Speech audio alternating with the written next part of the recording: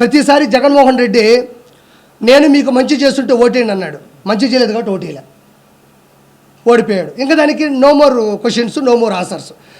నేను మీ కుటుంబాల్లో మంచి చేస్తుంటే ఓటేయండి అన్నాడు, ఓటేలా, ఎందుకంటే మంచి చేయలే. రెండో పాయింట్, నీ బిడ్డ 99% అన్నీ కంప్లీట్ చేశాడు అన్నాడు. నేను ఈరోజు మాట చెప్తున్నా, 99% అన్నాడు, మిగతాది 1% ఉంది కదా, ఆ 1% ఏమనుకుంటున్నారు? ఏమన్నా సంపూర్ణ మద్యపాన నిషేధం అన్నావు, మరి చేయలేదంటే అదే 1% అంటాడు, అదే 1% అంటాడు. టిట్కో ఇల్లు ఇస్తా అన్నావు అంటే అదే 1% అంటాడు. తర్వాత వచ్చేసి పోలవరం ప్రాజెక్టు ఫ్రీ చేస్తా అన్నావు కదా, అదే అన్నట్టే నేను చెప్పాను కదా 1% చేయలేదని, అదే 1% అంటాడు.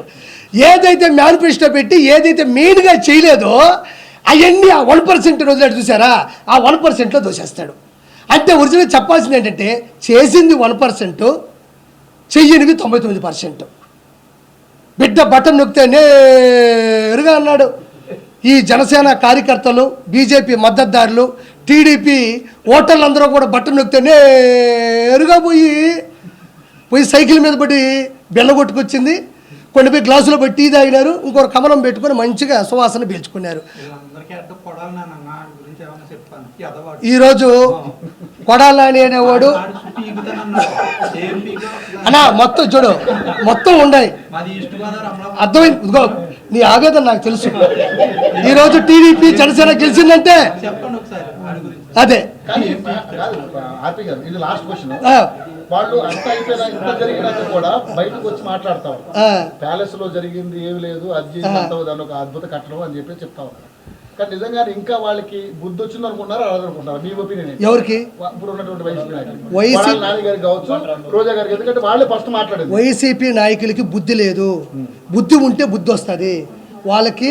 కొడాల నానికి కానీ, పేరు నానికి కానీ, వల్లభనేని వంశీకి కానీ, ఇక్కడ చూస్తే మా నెల్లూరు గాడిద అనిల్ కుమార్ యాదవ్ కానీ, బొత్స సత్యనారాయణ కానీ, అది చేసినాడు ఆయనకి కానీ, ఎవ్వరికీ కూడా ఏ రోజుడికి బుద్ధి రాదు, బుద్ధి లేదు, వాళ్ళు బుద్ధి నేర్చుకోరు.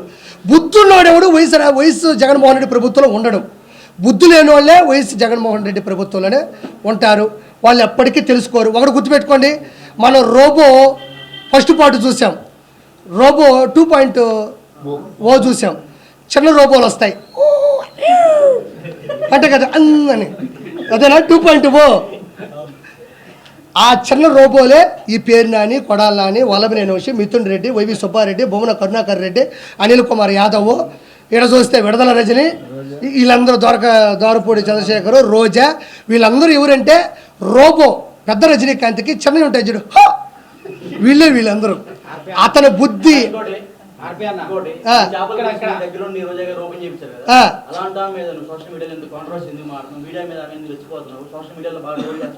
మంచి మాట అడిగావు, నేను చెప్దాం అనుకున్నా మర్చిపోయావు, నువ్వు గుర్తు చేసావు, నీకు సంత ధన్యవాదాలు.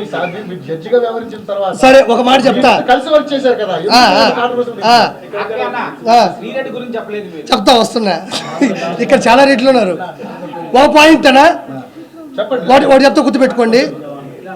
సైలెన్స్ అన్న, ఒక పాయింట్ చెప్తున్నా.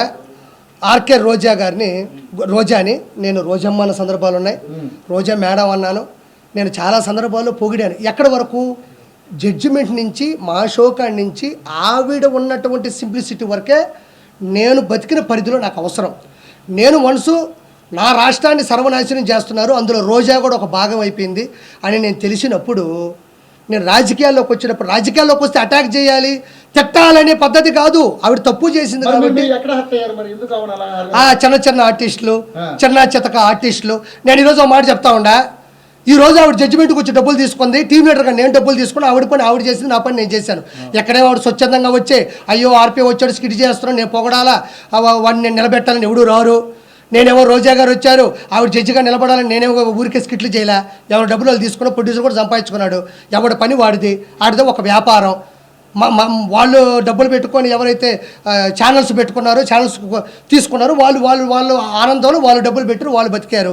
నేను ఎవరైనా వాడు చెప్తున్నా, ఈరోజు చిరంజీవి గారు మంత్రి అయిన తర్వాత చీర పెట్టి, కడుపు నిండా అన్నం పెట్టి, ఆ రోజంతా ఆవిడ్ని సంతోషపెట్టి, సంతోషం అమ్మా, ఒక ఆడపిల్ల ఉండి, ఒక హీరోయిన్ ఉండి, నా కొలీగ్ ఉండి, నువ్వు ఈరోజు మంత్రి పదవి వచ్చిందని పైన ఆయన చీర పెట్టి కడుపు నిండా అన్నం పెట్టి సరదాగా ఇంట్లో కాస్త కూర్చోబెట్టి పంపించిన పక్క రోజే ఈ రోజా పవన్ కళ్యాణ్ పట్టుకొని తిట్టలేదా? పవన్ కళ్యాణ్ గారిని ఆవిడికి సిగ్గు లేదా? అలాంటప్పుడు చిరంజీవి గారిని పట్టుకొని తిట్టలేదా? నాగబాబు గారిని పట్టుకొని తిట్టలేదా? ఏ రోజు తిట్టలేదా? అదే రోజా, ఆర్కే రోజా చిరంజీవి గారితో ఎన్ని సినిమాలు హీరోయిన్గా చేయలేదు? ఎన్నిసార్లు వాళ్ళు కలిసి భోంచేస్తుంటారు? ఎన్నిసార్లు వాళ్ళు సీన్లు డైలాగులు ఇద్దరు కలిసి మాట్లాడుకొని ఉంటారు? ఎన్నిసార్లు ఒకరినొకరు ప్రోత్సహించుకొని ఉంటారు? ఈవెన్ బాలయ్య బాబు గారిని పెట్టుకుని ఎన్ని తిట్లు తిట్టలేదు? బాలయ్య బాబు గారు ఎన్ని సినిమాలు చేయలేదు? ఒకసారి వికీపీడియా కొట్టి చూడండి. వాళ్ళు ఏ పాపం చేశాను తిట్టా, నువ్వన్నా పాపం చేసావు, ఏ పుణ్యము చేయలే. 3,000 కోట్ల రూపాయలు నగిరి ప్రజల మీద సంపాదించావు. కాబట్టి నేను ప్రశ్నించా. నీకు దమ్ముంటే నన్ను ప్రశ్నించు. ఎవరిని తిట్టకూడదు. నేను ఒకటే మాట చెప్తున్నా, నువ్వు జడ్జి చేసినంత మాత్రానో, నువ్వు నాకు దగ్గరైనంత మాత్రానో నువ్వు రోడ్లకి పోతే ప్రశ్నించకూడదా? నువ్వు జడ్జి అయినంత మాత్రానో, నాకు దగ్గరైనంత మాత్రానో గంజాయి అమ్ముతుంటే ప్రశ్నించకూడదా? నువ్వు జడ్జిమెంట్ ఇచ్చినంత మాత్రానో, నాకు దగ్గరైనంత మాత్రానో నువ్వు బూతులు నాయకుల్ని తిడతా ఉంటే నేను ప్రశ్నించకూడదా? నువ్వు జడ్జి అయినంత మాత్రానో, నాకు దగ్గరైనంత మాత్రానో నగిరి అభివృద్ధిని పూర్తిగా సున్నా చేస్తే నేను ప్రశ్నించకూడదా? నాకు దగ్గరైనంత మాత్రాన నువ్వు ఏది చేస్తున్నా సరే ఏ రోజు జీవితంలో ఆ రోజు కలిసి భోంచేసాం కదా, ఆ తర్వాత జరిగే యదవ పనులకి ఈ ఒక్కరోజు తలుచుకుంటే రాష్ట్రాలు కాదు రాజధానిలో కూలిపోతాయి. ఒక విషయం చెప్తాయండి, దాడి జరిగితే నా మొహం మీద ఒక దెబ్బ అన్నా కొడతారు. దెబ్బలు ఏమైనా ఉన్నాయో చూసుకోండి.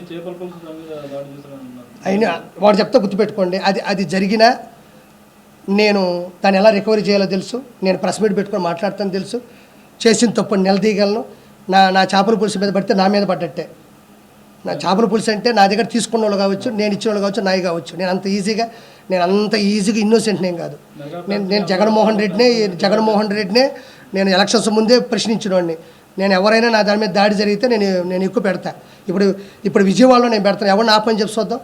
విజయవాడలో నాకు తెలిసిన ఒక ఫ్రాంచైజీ ఓనర్ తీసుకున్నాడు. నేను కూడా అందులో భాగంగా ఈరోజు విజయవాడలో పెడుతున్నా, కొత్త రాజధానిలో పెడుతున్నా. ఎవడు చాపుతాడు ఆపని చెప్పి చూద్దాం.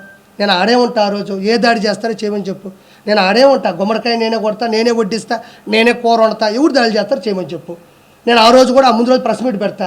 విజయవాడలో నేను పెట్టే నెల్లూరు పెద్ద చేపల పులుసు మీద ఎవరు దాడి చేస్తారో చూద్దాం రమ్మను. ఏమంత ఈజీ? ఇది ప్రజాస్వామ్యం. ఇది ప్రజల కొరకు, ప్రజల చేత రాసినట్టు రాజ్యాంగంలో ఉన్న ప్రజలు మనం ఇష్ట ప్రకారం వచ్చి దాడులు చేస్తుంటే లా ఎట్టబోయింది, పోలీస్ డిపార్ట్మెంట్ ఎట్టబోతుంది, సెక్షన్లు ఎట్టబోతాయి, ప్రజలు ఎట్టబోతారు, మీడియా ఎట్టబోతుంది, ఆడిపోతాయి, సీసీ కెమెరాలు ఎట్టబోతాయి. అంత ఈజీ అనుకున్నారు. ఒకటి మీద ఒక దాడి చేయాలంటే అంత ఈజీగా ఉండదు. దేని మీద దాడి చేసినా అది నా మీద చేసినట్టే. అంత ఈజీగా నేను వదిలిపెట్టను. నాకు ఇప్పుడు నీకు గుర్తుపెట్టుకో. ఇప్పుడు ఒక మెసో పోయినావు, అన్నం తిన్నావు, ఏమమ్మ పచ్చడి లేదు అన్నాడు. ఆడుంటే ఇంకా నా మెసకు రావద్దు అన్నాడు. మెస రావద్దు, నువ్వు మెసకు పోతా. ఏమయ్యా 150 రూపాయలు డబ్బులు తీసుకున్నావు, మెసలో భోజనం పెట్టావు, సాంబార్ బాగాలేదు, పచ్చడి బాగాలేదు, ఒక హితువు చెప్పావు. అంత మాత్రం నువ్వు నా మెసకు రావద్దు అన్నాడు. అని మెసకు రాను, ఇంకో మెస పెడతా, లేదా మా ఇంట్లో తింటా, లేదా నేను వండుకుంటా, లేదా పెరుగు పెట్టు, లేదా స్విగ్గీ జొమాటో పెట్టుకుంటా. అంత మాత్రం అల్లు అర్జున్ గారి సినిమాలో మాత్రమే చెయ్యాలని రాసి పెట్టుందా? మీరు అడిగారు కదా, నేను ఆయన నిందించట్లే. క్వశ్చన్ దానికి నేను తప్పించుకోకూడదు. నేను తప్పించుకోవాల్సిన అవసరం లేదు కాబట్టి అది వదిలేసి ఇప్పుడు అది వద్దు. నేను అలా సినిమా ఇండస్ట్రీ చిత్తూరు నాగయ్య గారి టైంలో నుంచి చిరంజీవి గారి టైం వరకు వచ్చింది. కెమెరామ్యాన్లు విఎస్ఆర్ స్వామి గారి దగ్గర నుంచి, చోటా గారి దగ్గర నుంచి ఈ రోజు వరకు వచ్చింది. కమిడియన్లు, 24 crafts, film chamber, producer council, junior artist సంఘం, ఏమన్నా కెమెరా సంఘం, కెమెరా ఆర్టిస్టులు, కెమెరామెన్, ఇవన్నీ పెద్ద పెద్ద క్రాఫ్ట్స్. అవి ఎవ్వరు ఏ దాన్ని అణిచివేయలేరు. నాకు ఆ రోజు జరిగి తప్పు అనిపించిందా నేను చెప్పా, ఈరోజు నిలబడ్డాను అంతే. నేను ఆ విషయం నేను వెనక్కి తగ్గను. ఇప్పుడు మీరు అడగకపోతే నేను చెప్పేవాడు కాదు. ఎప్పటికైనా కట్టుబడి ఉంటా. నీకు దమ్ము ఉంటే నేను బతుకున్నంత కాలం నువ్వు నన్ను రోజు ప్రశ్నిస్తూ ఉండు. నేను కట్టుబడి ఉంటా. పోతామండి. ఏ రోజు బావు? షుగర్ వస్తే పోవట్లేదా? థైరాయిడ్ వస్తే పోవట్లేదా? అంతు పట్టిన జబ్బు వస్తే పోవట్లేదా? ఎదిరించి పోదాం, ప్రశ్నించి పోదాం, ఎదుటి క్వశ్చన్ చేసి పోదాం. ఏముంది దాంట్లో?